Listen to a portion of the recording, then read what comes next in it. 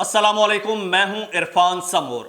दोस्तों, शहबाज शरीफ साहब के साथ इज़हार हमदर्दी कीजिए, उन्हें दुआएं दीजिए और दुआओं के साथ उन्हें रुखसत कीजिए, क्योंकि उनकी हुकूमत का दी एंड होने जा रहा है।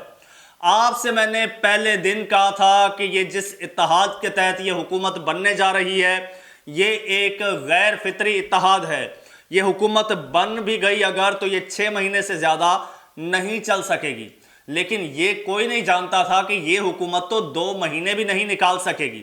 दोस्तों, अब इस इत्तेहाद में पहली फूट पड़ चुकी है और अब शायद ईद के बाद ये हुकूमत धड़म से गिरती हुई आपको नजर आए।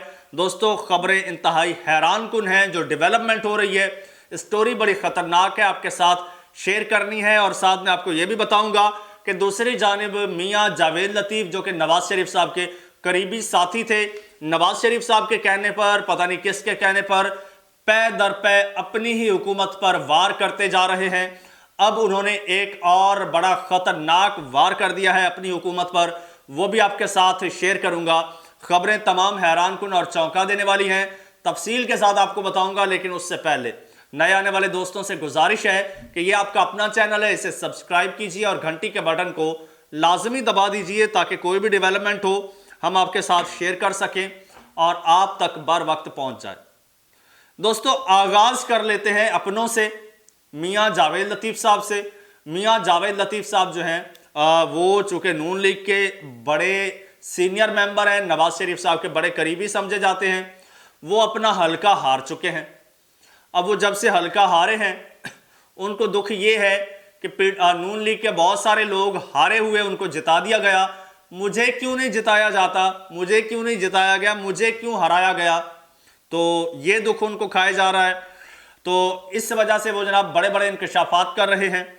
अब उन्होंने जो इंकशाफ किया है वो बड़ा खतरनाक, बड़ा हैरान कुन है। वो कहते हैं कि जनाब, मैंने जब अपने हलके की बात की, यानी मैंने कहा गया मुझे जिता दो, सब लोगों को जिता रहे हो, ठीक है, तो मुझे कहा गया कि ज्यादा बातें की तो हम नवाज शरीफ का हलका खोल देंगे। जब मैंने अपने हलके की बात की तो मुझे कहा गया ज्यादा बातें मत करो वरना नवाज शरीफ का हलका खोल देंगे।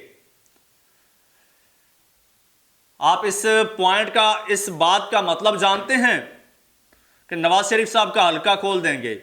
इसका मतलब यह है कि नवाज शरीफ साहब जो जाली फॉर्म 47 पर MNA बने हैं NA 130 से, उसका भांडा फोड़ देंगे, बता देंगे कि नवाज शरीफ साहब के हलके में क्या कुछ हुआ है, किस तरह से नवाज शरीफ साहब जो हैं वो जीते हैं। इस पर नून लीग की क़यादत बड़ी परेशान है, नवाज शरीफ साहब बड़े परेशान हैं और अब इस वक्त जावेद लतीफ़ साहब के खिलाफ जो है वो महाज खोल लिया है नून लीग ने।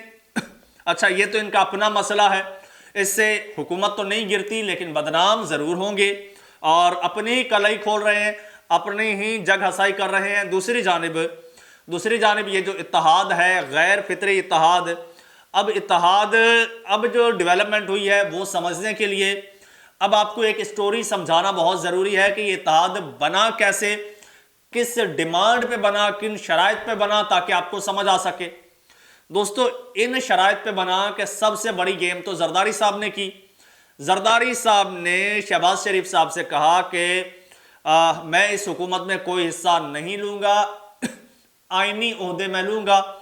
और उन्होंने आईनी ओहदे लिए भी सही, क्योंकि जरदारी साहब को पता था ये हुकूमत लंबा अरसा नहीं चल सकेगी, हुकूमत गिर जाएगी, और हुकूमत गिर भी जाती है तो आईनी ओहदे बरकरार रहते हैं।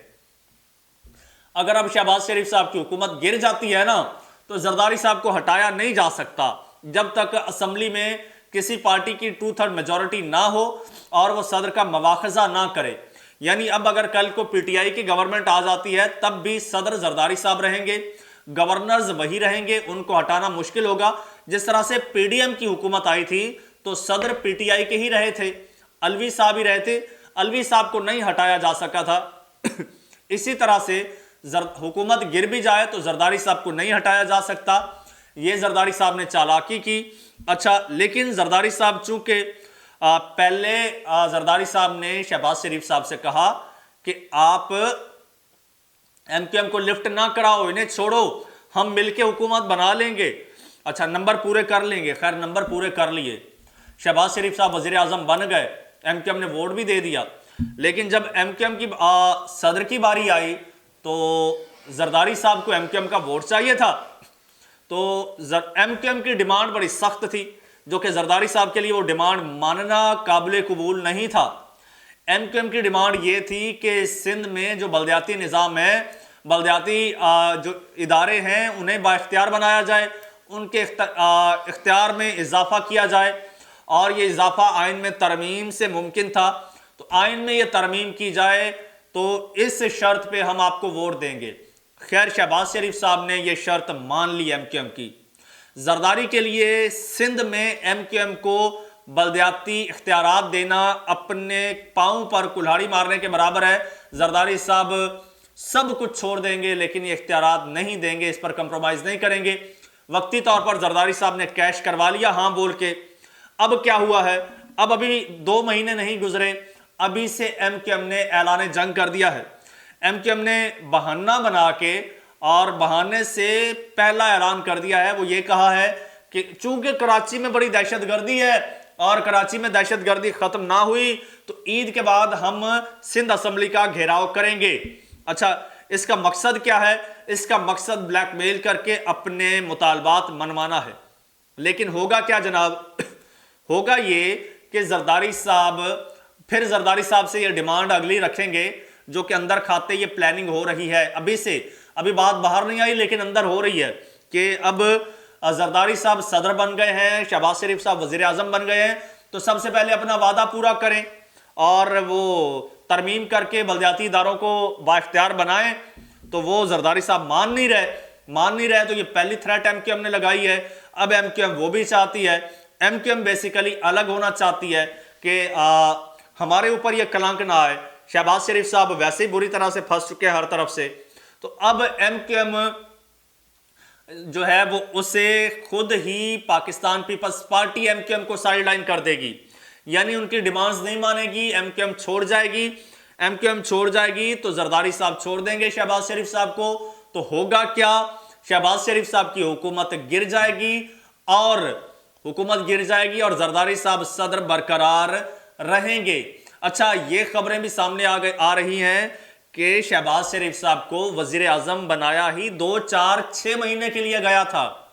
शहबाज शरीफ साहब से कुछ इंपॉर्टेंट काम लेने थे, 1-2 बहुत ही खास काम है जिसका शायद मैं ये यहाँ पर जिक्र करूं तो ये मेरा आखिरी वीलॉग साबित होगा। वो काम मियाँ साहब से लेने हैं, वो काम लेते ही मियाँ साहब की कुर्सी उलट दी जाएगी और ये उसी का पेश खैमा है। अभी से माहौल बनाया जा रहा है और इसी तरह से मियाँ साहब को ब्लैकमेल करके सारे काम निकलवा के मियाँ साहब को साइडलाइन कर दिया जाएगा। फिर क्या होगा? जरदारी साहब और यही MQM होगी और फिर जरदारी साहब हुकूमत बनाएंगे, बिलावल भुट्टो को वजीर आजम बनाएंगे। ये जरदारी साहब का प्लान है। और ये भी हो सकता है, एक और जरदारी साहब का ये प्लान भी हो सकता है कि शहबाज शरीफ साहब को चुपचाप साइड पे कर दिया जाए और या फिर कोई ख़ास वजारत उन्हें दे दी जाए और बिलावल साहब को जो है वो वजीर आजम बना दिया जाए, नून लीग उस काबीना का हिस्सा हो, यानी नून लीग के पास वजारतें हों और बाकी और कैबिनेट का हिस्सा हो नून लीग के लोग, और वजारत उज़्मा जो है वो बिलावल भुट्टो जरदारी के सुपुर्द कर दी जाए। इस तरह से जरदारी साहब का जो देरीना ख्वाब था अपनी ज़िंदगी में अपने बेटे को वज़ीर आज़म बनाने का, वो वज़ीर आज़म बनाने का ख्वाब भी पूरा हो जाएगा और उनको हुकूमत भी मिल जाएगी।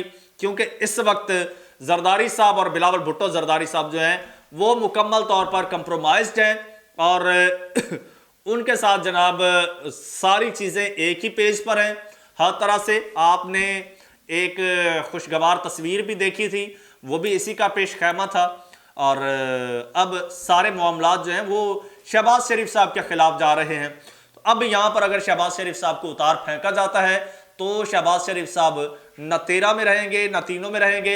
इसलिए मैं आपसे कह रहा हूँ कि एडवांस में शहबाज शरीफ साहब के साथ इज़हार हमदर्दी कीजिए और उन्हें इज़्ज़त, एहतराम और वक़ार के साथ रुखसत कीजिए और कहिए कि मियाँ साहब आपका सफ़र यहीं पर इख्तिताम पजीर होता है।